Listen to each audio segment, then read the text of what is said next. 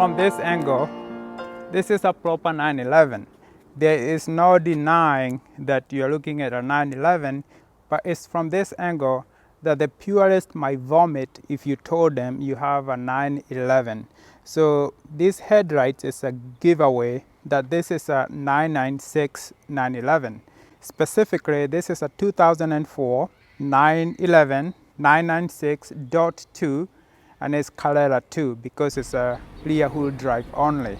And these were made between 1997 all the way up to 2005. There were a few of them sold in 2005.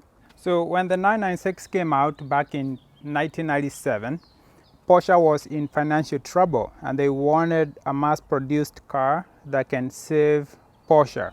So they started with the Cayman and the Boxster. Actually, the Boxster is the car that saved Porsche because they sold tons of those. They wanted a 911 that would also make a profit. The previous 911, which was the 993, it only sold around 50,000 cars. This car, the 996, although it's the most hated 911, they sold around 175,000 of these. So this car was a success and it brought back Porsche in a strong way. And Porsche now is a financial powerhouse and they are making some incredible cars today. So driving this car, the dynamics are pretty good. The steering wheel gives you a lot of feedback and it's very light steering wheel. You can actually turn it with your finger. And it also tries to mimic that classic 911 sound.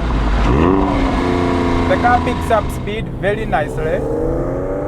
There is not a lot of body roll and the car feels very composed. So it's still a proper 911 and this is a car you can drive every day and actually enjoy it without worrying about overheating or being unreliable. The power doesn't come all the way to 6,800 RPM. That's when you hit the peak power. So you can have fun and not get into so much trouble. The number one reason to buy this 911 is because of the price. The 996 are the entry level 911 for now. And a good one like this one is around $40,000. Not too long ago, they were around $30,000. So they have gone up around $10,000 maybe the last 3 years. So the interior of this car still smells like new. I can still smell the leather and it's quite spacious. You can see my knees are way below the steering wheel and you have plenty of room in here. And the top, I have plenty of room. The steering wheel feels very nice. It's about the right size and it's leather. The seats are very comfortable. There is not a lot of bolstering on the side. Although this is a sport car, it's more of a GT car. If you were to take this car to the track, these seats are not really gonna keep you on here. Other than that, these are perforated heated seats. They are power adjustable and then you have memory presets for the seats. And then on the roof, you do have Alcantara. I think that's a nice touch. You have a sunroof and then you have the classic 5 gauges on your gauge cluster and the tachometer is in the middle. And you also have the key on the left side like any other classic 911. So this has a 6-speed manual transmission. It's a dog leg, so the reverse is on your left all the way to the left. And this feels very good, it's very tight. Even after 20 years, it's a car you can actually enjoy shifting. And you have a proper hand brakes. And then the automatic window control, they are in the middle. And then you have your air conditioning. You have a proper size glove box and the airbags everywhere. And then you also have Bose audio system. So for those people who say this interior is cheap, yes, I agree, some parts are plasticky, but you also have some nice leather parts. So there is a lot to like about this car. This is the first 911 you could actually daily drive and have air conditioning and don't have to worry about the car overheating. If you drove an air-cooled 911 every day, you would notice in the summer, especially in the traffic, the car will start to overheat. This one doesn't do that.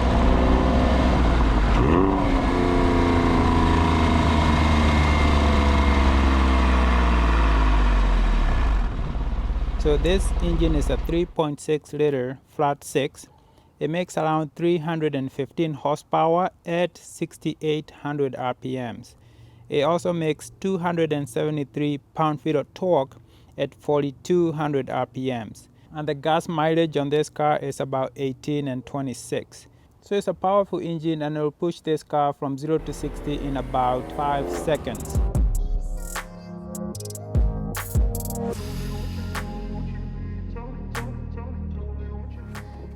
This engine is the M96 engine, and it was the first water-cooled engine Porsche has made for a 911. Although it's a spectacular engine, it did come with a little bit of an issue. It is called the IMS bearing. That issue is very small. Porsche predicts it's about 8% of the engine that were affected by the IMS bearing failure, but that did not give comfort to a lot of people.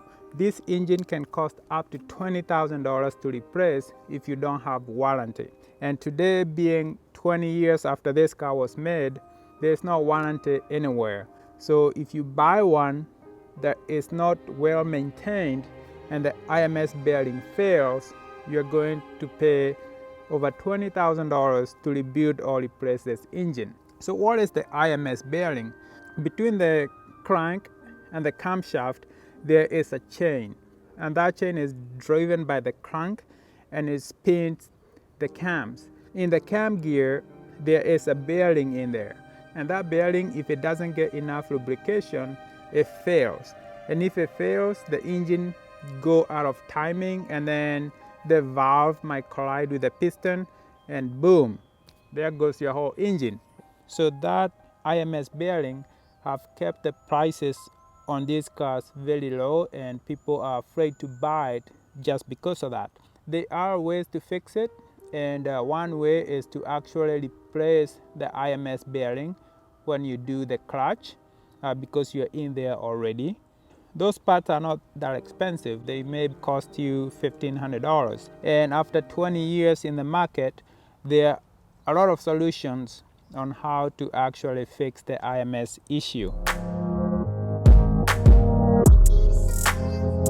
Any other 911 that was ever made before this, they had a circular headlight, and the 911 that replaced this 996, they went back to the circular headlights. So these headlights were here for the purpose of saving cost. They were shared with the Boxster, which made this car more profitable for Porsche.